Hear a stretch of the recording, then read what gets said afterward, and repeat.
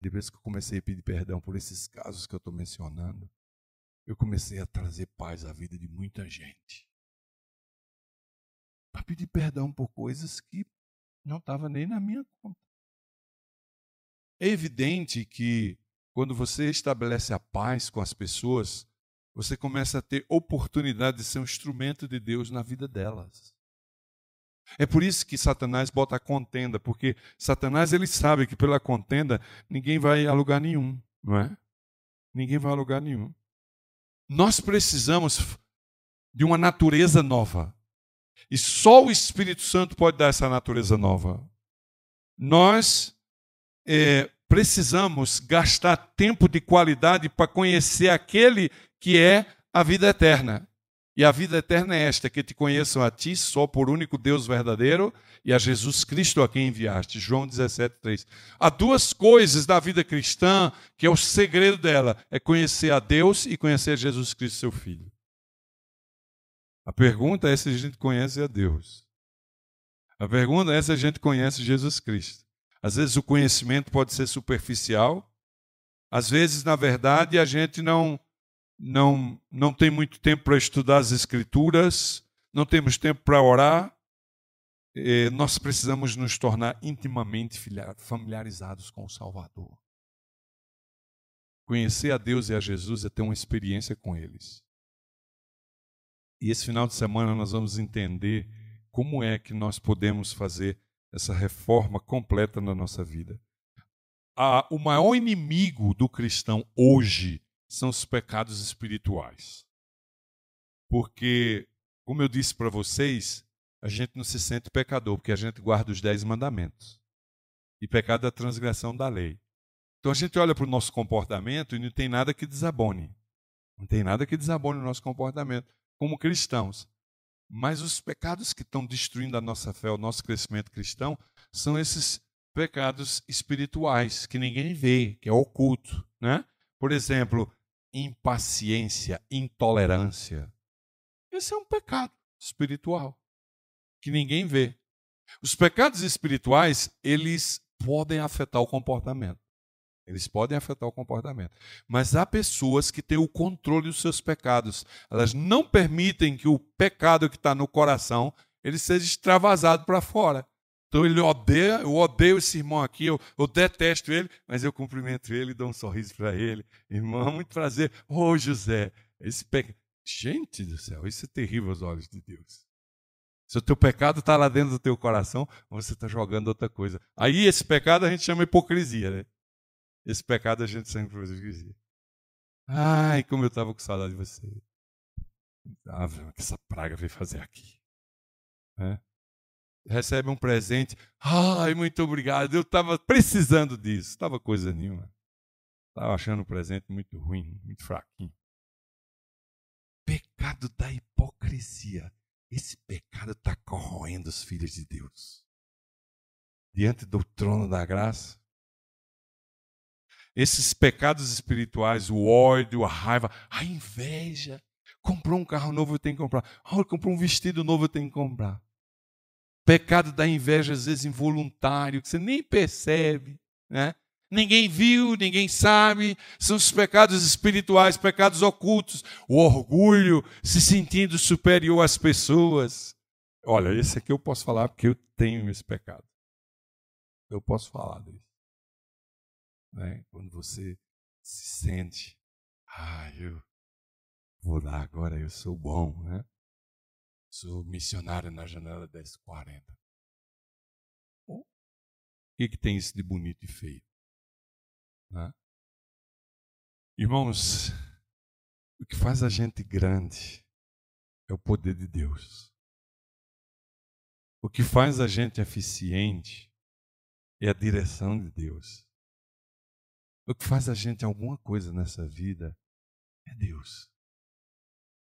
E nós precisamos parar de olhar para os outros, e olhar para a igreja, e olhar para as B e C, e olhar para nós mesmos.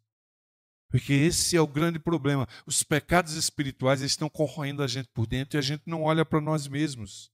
São os maus pensamentos, julgar os outros. Esse pecado é terrível. Vocês sabem que eu tive uma grande evolução nesse pecado. Porque antes eu julgava os outros para os outros. Já pensou? Eu se juntava com os colegas ministeriais assim e começava a julgar. Agora eu dei um pulo tremendo nesse pecado. Porque agora eu só julgo os outros para minha mulher, para mais ninguém. Mas eu já disse para ela que eu falei assim, ó, essas conversas que a gente tem aqui dos outros, uma hora elas vão acabar. Porque eu estou com o joelho no chão clamando. Eu estou com o joelho no chão clamando e eu estou sentindo que uma hora Deus vai me libertar. E quando Deus me libertar, você não pode vir falar mais de ninguém para mim. Porque nós vamos nos libertar desse pecado, juntos. Ela dá risada, né? Ela fala assim, mas o pecador é você, né? Eu não. Irmãos, a gente fala mal dos outros. Eu cometi esse pecado de sair da igreja de manhã com as minhas crianças dentro do carro. Eu saía comentando coisas dos irmãos dentro do carro. Isso afetou a espiritualidade das minhas filhas. Tive um trabalho tremendo depois para desfazer isso. E Deus é maravilhoso, porque um dia eu fui ter uma conversa com minha filha mais velha, né? E ela falou assim, pai, você não pode falar de mim, porque eu estou falando mal de fulano, Beltrano e Ciclano, porque você falou muito mal das suas ovelhas quando vinha dentro do carro da igreja. E eu falei para ela, minha filha, que terrível pecado eu cometi. E eu já pedi perdão a Deus, mas agora eu vou pedir perdão a você, porque eu vi que o meu pecado afetou você também. E ela não acreditou que eu estava pedindo perdão a ela por esse pecado. Os pecados espirituais, eles são involuntários, a gente nem percebe.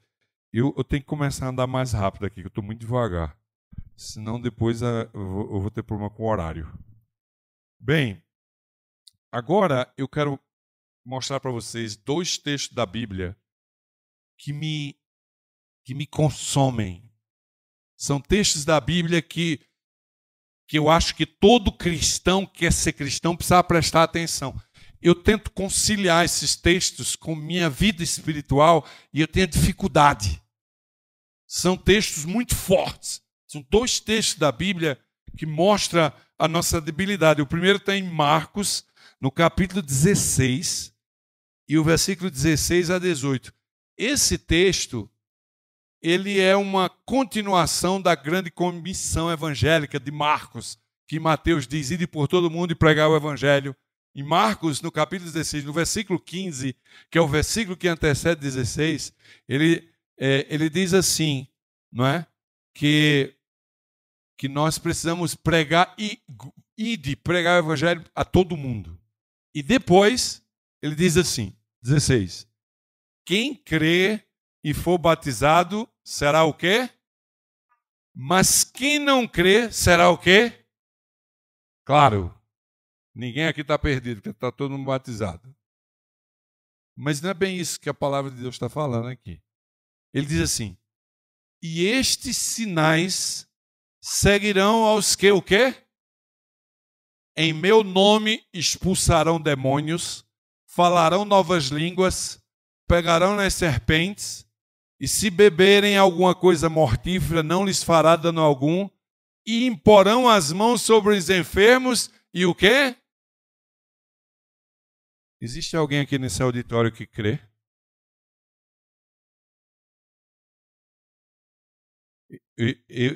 Esse texto ele é uma bala de canhão na minha cabeça. Porque se aqueles que crerem vão expelir demônios, se aqueles que crerem vão ser cheios desse poder que vai fazer os enfermos serem curados, é uma vida cheia do poder do Espírito Santo. Se você crê e for batizado, você vai ser salvo. Mas Jesus disse a Nicodemos que ele, como um doutor da lei, ele precisava nascer da água e nascer de quê? E do Espírito Santo. Se você nascer só da água, essa crença não é plena. Porque quando você crê, sinais os seguirão. Sinais seguirão aos que crerem. Aí a pergunta que fica assim é, até que ponto vai a sua fé? Até que ponto você realmente crê nisso? Será que você não é um adventista e está dentro da igreja para satisfazer uma necessidade social do seu coração? O quanto você está disposto a se sacrificar e perder por amor a Deus? O quanto você está disposto a negar o seu ego para que Deus encha e domine completamente a sua vida? Para ser salvo, nós temos que crer e ser batizado. Mas o versículo 17 aqui, ele define claramente o que significa crer. Ele define claramente o que significa crer. Ele diz assim: sinais seguirão aqueles que crerem. Em meu nome expulsarão demônios.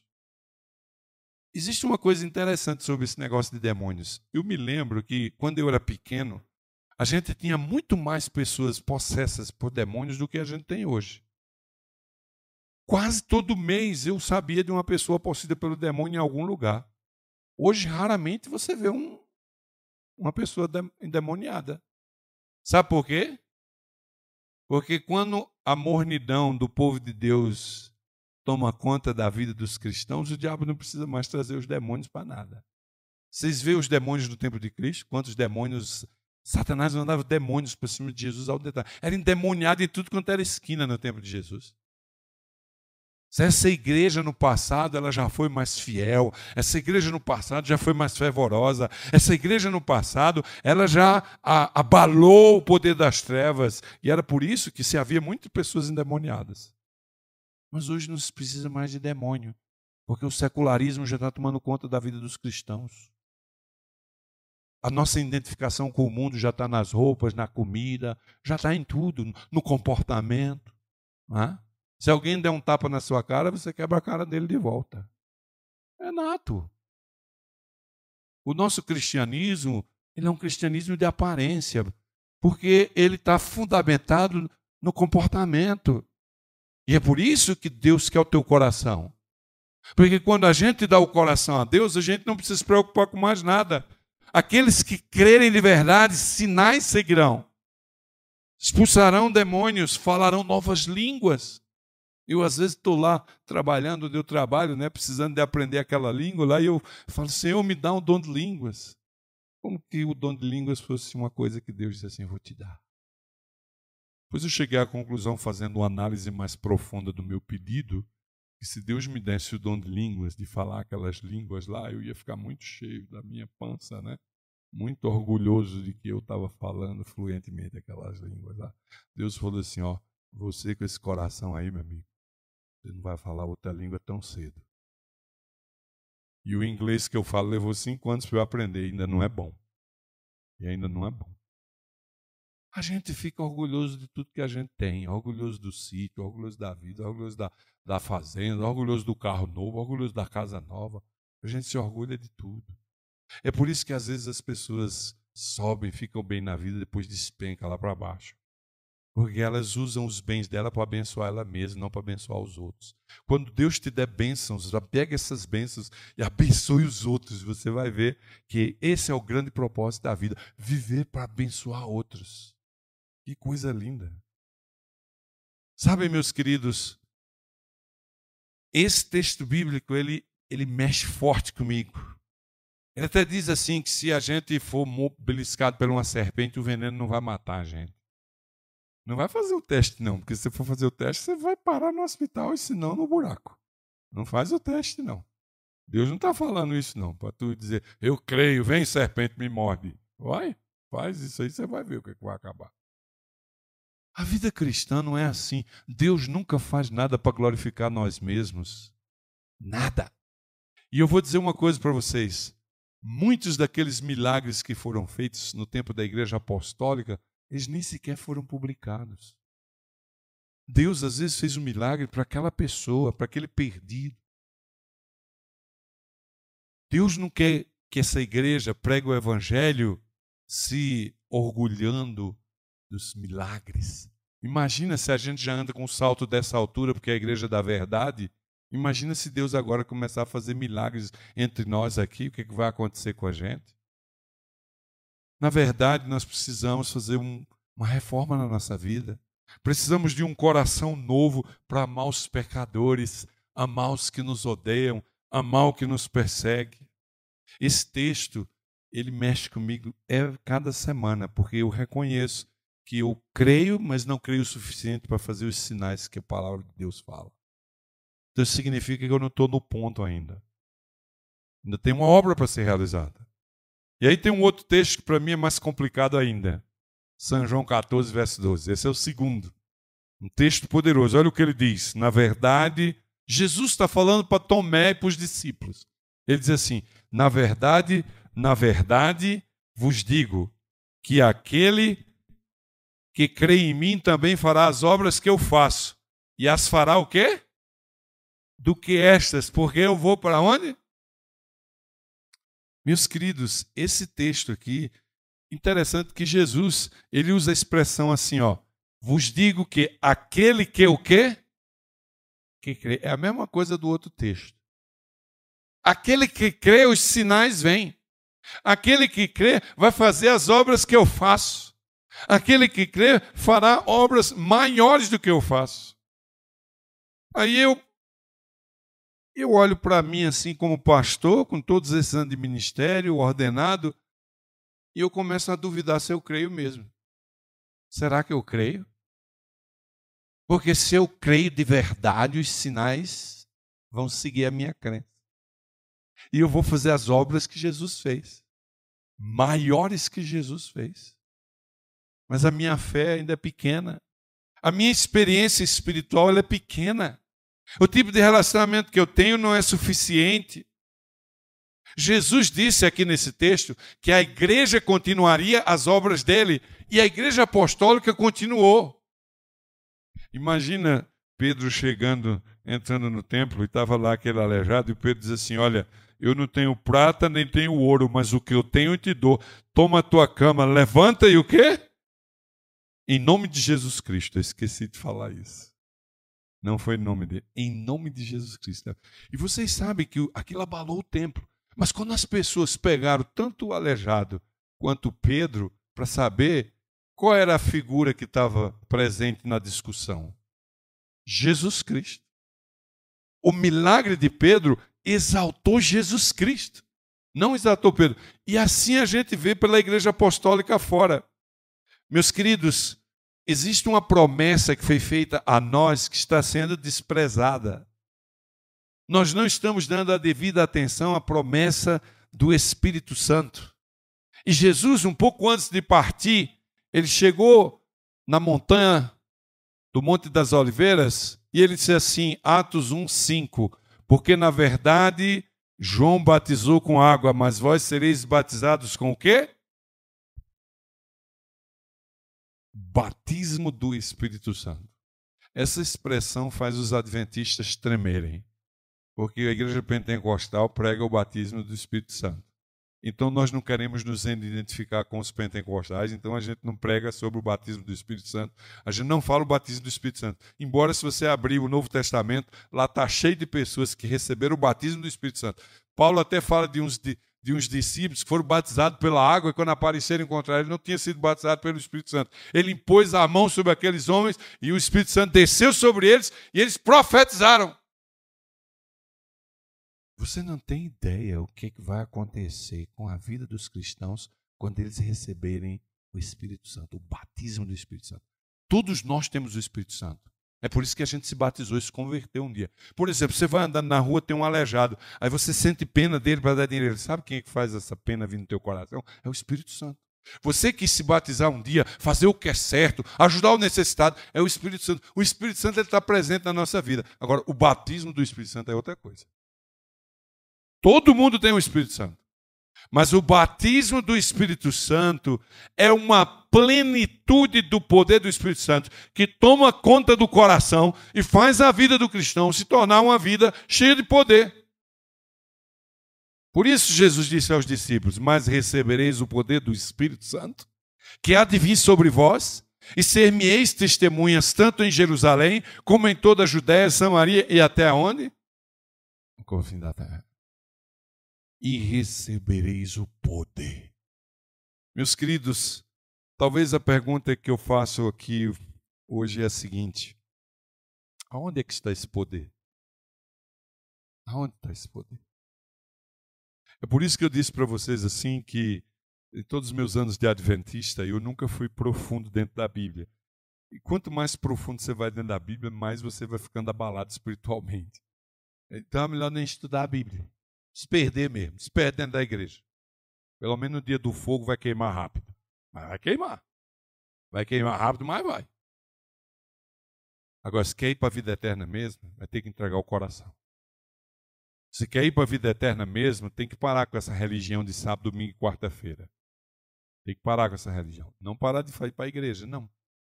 Quando a gente dá o coração, a gente não precisa se preocupar com o comportamento. Aliás, a gente tentando ser bom e tentando guardar o sábado. Porque, por exemplo, a gente guarda o sábado, né? Mas quando sexta-feira é aquele desespero para guardar o sábado. Alguns até comem umas horinhas do sábado aí. Né? E a igreja, sermão demorar 2 horas, esse pastor prega demais. Né? Chegar na igreja na hora, né? Nós levamos a nossa vida assim, como que se nós fôssemos o centro dela. Então, tudo mais que vem em relação a nós. Eu não fui para a igreja na quarta-feira porque eu estava cansado. O cara não pode fazer um sacrifício para ir congregar-se com os irmãos. Imagina quando chegar a perseguição. Se ele vai dar o pescoço dele. Eu trabalho numa região perigosíssima, de risco. E várias vezes eu sou interrogado. E às vezes eu fico pensando, e se essas autoridades quisessem me matar agora e dissessem assim, ou é Cristo ou é a morte? Será que eu negava a minha fé? E eu fiquei em dúvida. E quando eu fiquei em dúvida, eu já sabia que eu estava perdido. Eu já sabia de que lado eu estava, porque eu já estava em dúvida. Né? Quando você tem a dúvida, você já sabe de que lado você está. Então, irmãos, nós precisamos de um coração novo. Nós precisamos de uma nova experiência espiritual. Esse final de semana, eu quero partilhar com vocês as capacidades e possibilidades do Espírito Santo na sua vida, do Espírito Santo na minha vida. E, meus queridos, um dos grandes problemas da igreja cristã moderna é a ausência do poder do Espírito Santo. Nós temos tudo o que precisamos para sermos cristãos, mas não temos o poder do Espírito Santo na nossa vida. Os discípulos foram batizados com o Espírito Santo na igreja primitiva. E temos a promessa de que o Espírito Santo também está disponível para a igreja remanescente. A grande necessidade nossa é do batismo do Espírito Santo, porque esse batismo do Espírito Santo é que vai trazer o poder. Aí você diz assim, mas como é isso? Eu também fiz essa pergunta, exata como eu estou fazendo agora. Quando eu comecei a perceber que eu não tinha o batismo do Espírito Santo, quando eu percebi que a experiência espiritual que eu tenho não é suficiente para me levar para a eternidade, eu falei assim, eu preciso fazer alguma coisa. Porque essa minha religião semanal aí, ela não é suficiente. Então, eu tenho que fazer alguma coisa. Eu tenho que salvar, eu tenho que me salvar. Eu não posso salvar os outros sem primeiro não me salvar. Então, quando você começa a perceber, você vê que os discípulos... Olhe para os discípulos, aqueles homens estavam pensando só nos primeiros lugares do reino. Aqueles homens estavam brigando entre eles para saber quem ia sentar na direita, quem ia sentar na esquerda. Aqueles homens estavam brigando por tanto poder. Eles viam aquela multidão e chegavam lá e falavam, calma, o mestre não vai ver vocês, não. Eles estavam todos sentindo os melhores da Judéia, porque o homem que fazia milagres era amigo deles, né? Quando chegou a hora da perseguição, o que aconteceu? Sumiu todo mundo. É igual que vai acontecer com os adventistas quando chegar a perseguição. Eles vão tudo guardar o domingo. Rapidinho assim, ó. Vocês vão ficar assustados do tanto de adventistas que vai guardar o domingo. Por quê? Porque o centro da nossa experiência cristã é nós mesmos. Nós vivemos a experiência cristã para nós. Nós é que dizemos a nós mesmos que somos bons cristãos. E essa é a conclusão que eu cheguei, porque quando aqueles discípulos receberam o Espírito Santo sobre eles, o que aconteceu com aqueles homens? Eles começaram a fazer milagres, eles começaram a bater nas portas, eles começaram a fazer milagres, eles começaram a ir em tudo quanto é lugar, se espalhar pelo mundo até então conhecido. Qual a diferença daqueles discípulos antes e depois? Qual era? O poder do Espírito Santo da vida deles. E aí eu perguntei para mim, mas como eu posso receber esse poder? Se é o poder do Espírito Santo que faz a diferença entre o antes e o depois, eu preciso desse poder. Onde eu vou achar esse poder? Como eu posso me conectar com esse poder? E é sobre isso que a gente vai falar esse fim de semana. Como é que a gente pode receber esse poder do Espírito Santo? Irmãos, eu vou só mostrar alguns textos da Bíblia, porque eu vou dizer uma coisa para vocês. Eu creio no Espírito de Profecia. Eu creio. Mas eu creio que a Bíblia é a luz maior. E o Espírito de Profecia é o quê? Tem muito adventista invertendo a ordem, hein? Tem muito adventista invertendo a ordem. Você vai ler um artigo hoje, o artigo tem 6 textos do Espírito de Profecia e 2 da Bíblia. Isso é visível que muita gente está começando a inverter a ordem. Cuidado. Cuidado. Satanás tem suas maneiras sutis e ardilosas. Se existe uma bênção na vida dos cristãos, hoje é o Espírito de Profecia. Mas a Bíblia é a luz maior. E olhem só, se vocês olharem para a Bíblia, vejam o que a Bíblia diz. Romanos, capítulo 1, versículo 16, assim. Porque eu não me envergonho do Evangelho de Cristo, pois é o quê? Para a salvação de todo aquele que crê. Então, o Evangelho é o quê? Um poder. Aí eu olhei para mim e falei assim, será que eu tenho o Evangelho? Porque o Evangelho é o poder de Deus. É o poder de Deus na vida do crente. Eu vou olhar para a vida desse irmão aqui e dele vai sair poder para mim, o poder do Evangelho. Porque o Evangelho é o poder de Deus na vida de uma pessoa, transformando ela, transformando a vida dela. Meus queridos, isso é sério. Viver o cristianismo sem o poder é a mesma coisa que não viver. Como é que vai haver salvação se a gente está vivendo o nosso cristianismo sem esse poder do Espírito Santo? Esse poder é o elemento chave que vai fazer com que a luz cresça. É por isso que a gente ainda está nessa terra. Porque se a gente tivesse sido batizado pelo Espírito Santo, se a gente tivesse o poder de Deus na nossa vida, a gente estava convertendo centenas e milhares. Mas nós estamos sentados nos bancos da igreja tentando salvar nós mesmos. O centro da nossa vida não é Cristo, é nós. E é por isso que a gente tem essa fé vulnerável. Mas a Bíblia fala que o Evangelho é o poder de Deus. E eu tenho cada dia me perguntado se eu tenho esse poder na minha vida. Então, Paulo aqui está falando para os romanos, ele não está falando para o povo lá fora, não. Ele está falando para quem? Para o povo da igreja de Roma. Ele está falando para os adventistas do 7º dia. Ele está falando para você. Seu Evangelho é o poder de Deus para a salvação de todo aquele que crê. Aí ele escreveu para Timóteo, Paulo fala a Timóteo que Deus nos deu um espírito de poder, porque Deus não nos deu um espírito de temor, mas um espírito de quê? E de amor e de quê? Será que na igreja adventista a gente vê esses 3 poderes? O poder de Deus, o poder do amor e o poder da moderação. Quando fala de moderação aqui, está falando de um balanço, de um equilíbrio espiritual que o cristão tem.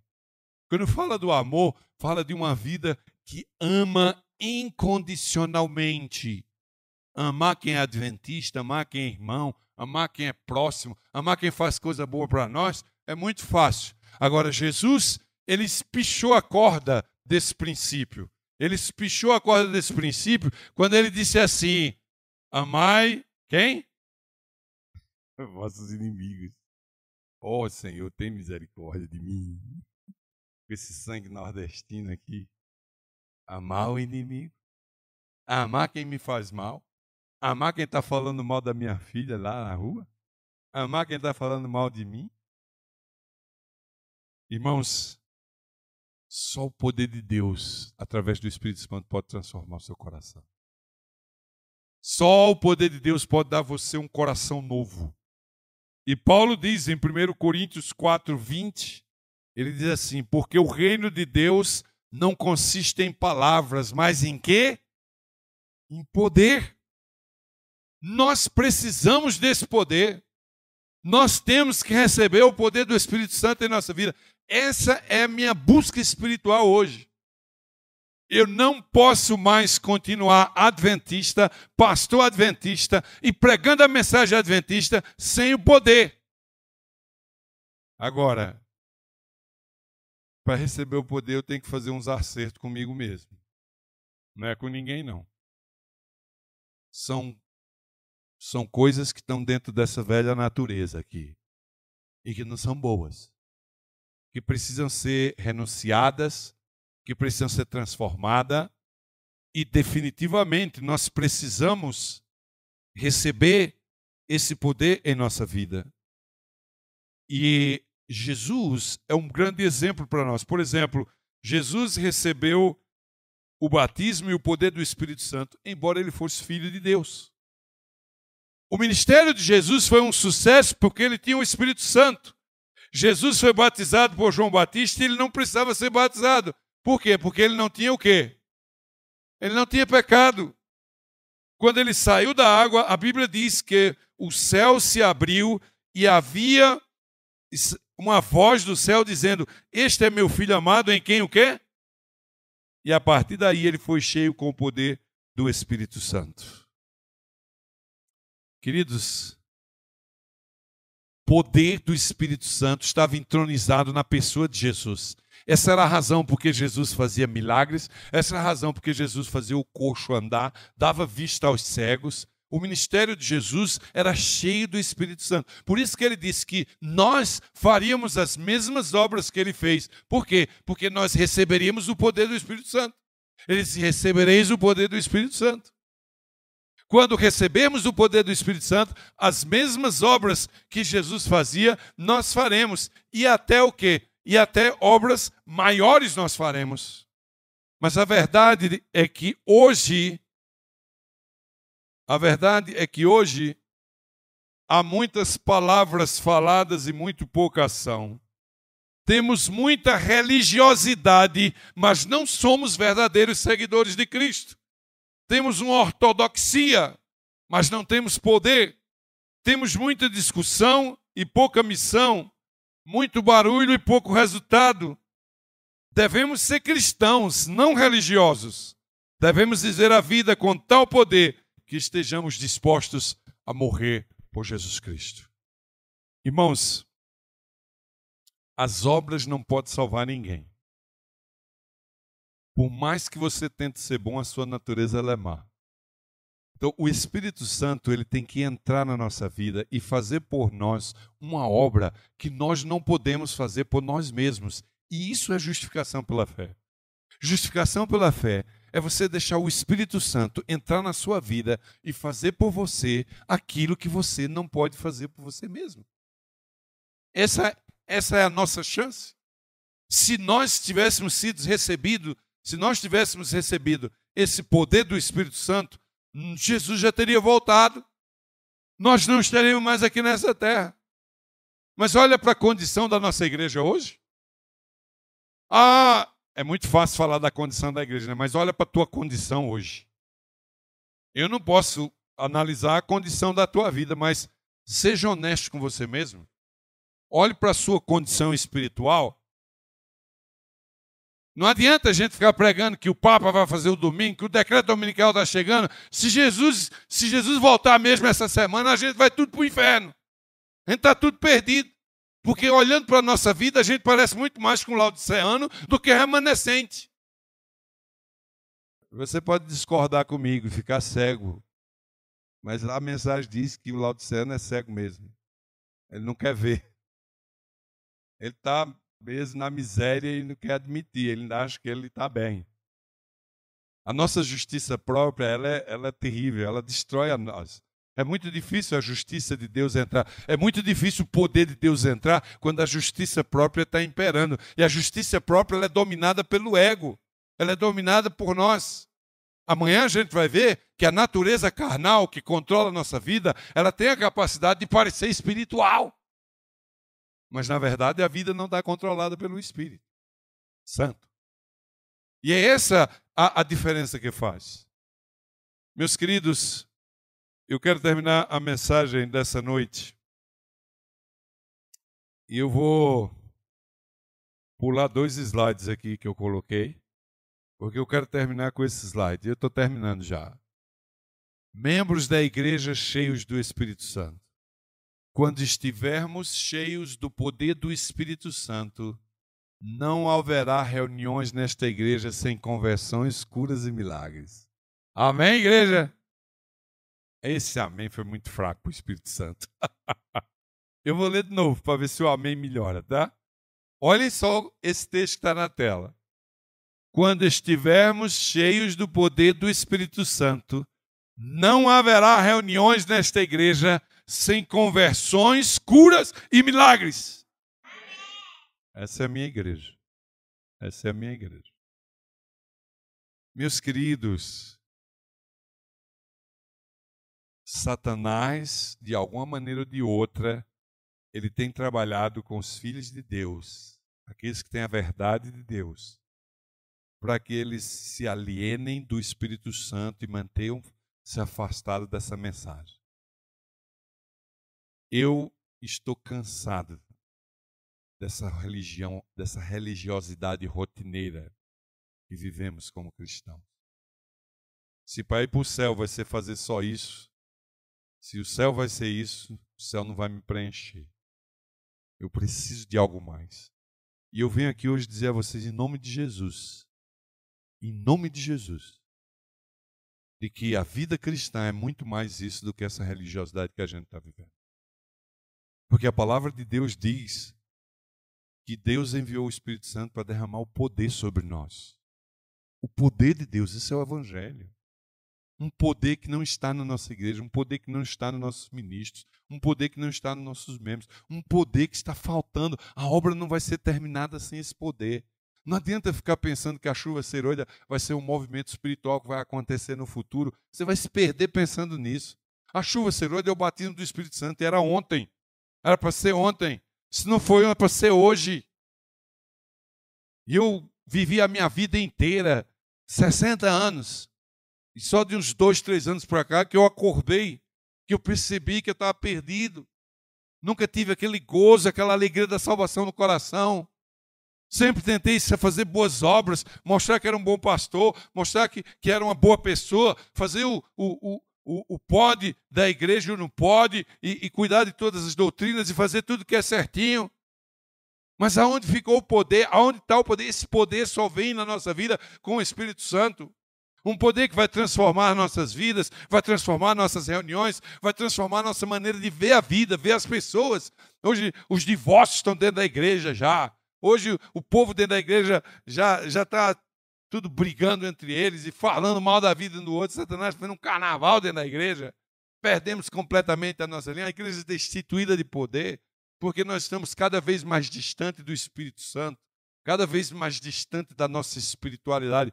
A igreja está se especializando em religiosidade, mas não em espiritualidade. Domingo de manhã a gente vai estudar a diferença entre religiosidade e espiritualidade. E nós precisamos entender que nós precisamos desesperadamente do Espírito Santo em nossa vida. O Espírito Santo se tornou o Deus esquecido da Trindade. E nós não sabemos lidar com isso, porque nós não sabemos lidar com o mundo invisível. Deus colocou em cada cristão uma sensibilidade espiritual que está adormecida, que a gente não percebe que tem e não desenvolve. E é por isso que a gente nem sequer percebe o Espírito Santo. Deus, ele não está retendo o poder, mas não buscamos esse poder e não estamos preparados para recebê-lo. Porque não estamos buscando. É por isso que eu digo a vocês que, nesse momento da minha jornada cristã, eu estou atrás desse poder. Eu estou buscando esse poder. Eu estou estudando como eu posso conseguir esse poder. E essa é a razão porque esse final de semana eu escolhi esse tema da gente ser transformados pelo poder do Espírito Santo. E você vê que o sermão começou hoje, só acaba domingo. É um sermão só. É um sermão que vai mostrar para nós o que a gente precisa fazer e o que eu estou fazendo. Só que não é da noite para o dia, não. Não é assim, não. Vocês vão perceber que existe uma guerra sendo travada entre as forças das trevas e as forças da luz. E essa guerra está no mundo invisível. E nós estamos alienados dessa guerra. A gente prega sobre o conflito dos séculos, fala do conflito dos séculos, dá o livro Conflito dos Séculos para o povo, mas a gente está fora do conflito dos séculos. A gente não se sente parte do conflito. A gente não se sente ameaçado pelo poder das trevas. A gente não se sente ameaçado. Satanás olha para nós e fala assim: esses adventistas, pode deixar esse povo aí. Não tem problema. Esse povo aí dando a criticar, falar mal um dos outros, e começa a brigar, e vão para as redes sociais falar besteira, e todo fica com essa conversa de um atacar o outro, e todo mundo quer converter todo mundo e levar todo mundo para o céu, e o diabo fica dando risada da gente, porque a gente não tem o poder. No dia que você começar a fazer uma consagração na sua vida, no dia que você botar para ressuscitar a sua natureza espiritual, no dia que você começar a se encher do poder de Deus, se prepare que você vai ver o diabo pintado na sua frente, lhe atacando. Porque ele sabe que você vai fazer a diferença. Ele sabe que você está cheio do poder de Deus. Ele sabe que você, em nome de Jesus e pelo poder dele, você vai fazer grandes coisas em nome de Jesus. Paulo diz que já é hora de nós despertarmos desse sono. Sabe, meus queridos, a pergunta final que fica é a seguinte: que coisas precisam ser tiradas da nossa vida? O que está obstruindo o poder do Espírito Santo? O que é que está? Se houver algo bloqueando essa bênção, nós precisamos limpar nossa alma esse final de semana. E eu vou dizer uma coisa para vocês. Levou um pouquinho de tempo para eu descobrir do meu coração o que está bloqueando o Espírito Santo. E eu já sei o que é. Mas não é uma coisa muito fácil de eu limpar, não. Eu estou trabalhando esse assunto. Provavelmente, quando você fizer uma busca na sua alma, você vai encontrar também as coisas da sua alma que estão impedindo você de receber o poder do Espírito Santo. E você vai perceber que não é fácil vencer esse egoísmo, esse ego que é natural, que está dentro da nossa carne. Se queremos um dia alcançar o céu, precisamos de 2 crucifixões. Uma, Deus e o Pai já crucificou o Filho, para que você pudesse ser salvo da pena do pecado. A primeira crucifixão já foi feita. Agora existe uma segunda que você tem que fazer. Você tem que subir a montanha do Calvário, guiado pelo poder do Espírito Santo. E você tem que ser crucificado com Cristo. E Paulo disse assim em Gálatas 2:20: eu já estou crucificado com Cristo. Já não sou mais quem vive, mas Cristo vive em mim. Paulo estava falando da segunda crucifixão. Você pode até ter aceitado a primeira crucifixão. Você pode ter aceitado Jesus como teu Salvador. Você pode ter aceitado que Jesus pagou a pena do pecado por você.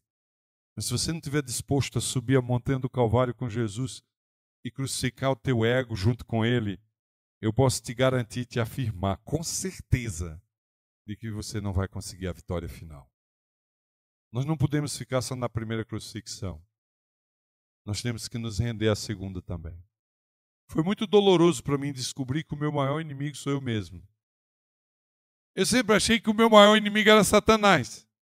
Eu sempre achei isso a vida inteira. De uns 3 anos para cá é que comecei a prestar atenção à minha pessoa, ao meu coração. Então eu descobri realmente que existe uma luta que precisa ser travada na minha alma para que eu possa, o novo derrote o velho. E quando o velho finalmente, Deus, for derrotado, então o poder do Espírito Santo vai começar a guiar essa vida, que por tantos anos vem sendo miserável, sendo guiada por mim mesmo. Mas esse é o desafio da vida cristã. Esse é o poder do Espírito Santo que vai fazer. Amanhã nós vamos estudar como é que nós podemos mover dessa natureza formalista de justiça própria para realmente deixar a natureza sendo controlada pelo poder do Espírito Santo. A minha oração é que nesse final de semana você possa realmente ter um encontro com o Espírito Santo. E você possa subir a montanha e descer do outro lado, tendo a certeza de que você vai buscar a presença do Espírito Santo na sua vida. E esse poder, quando entrar na sua vida, vai mudar completamente. Que Deus abençoe vocês. Vamos inclinar a cabeça e fazer uma oração. Querido Pai que estás nos céus, nós viemos da Tua presença nessa noite colocar diante de Ti a nossa vida no altar do trono da graça. Senhor, a gente está vivendo essa vida formalista, religiosa, mas nós precisamos ter uma experiência contigo. E sabemos que essa experiência só é possível com a presença do Espírito Santo. Senhor, nós precisamos desse batismo do Espírito Santo. Nós precisamos ver o fogo descer do céu e aquecendo os nossos corações, para que a gente possa resplandecer essa glória que vai iluminar esse mundo e vai mostrar a esse povo dessa terra de que Tu és o nosso Senhor e Salvador. Senhor Deus, Tu conheces o coração de cada um que está aqui essa noite. Tu sabes que nós não temos forças por nós mesmos para vencer essa batalha contra o mal. Nós precisamos desse Santo e Divino Espírito.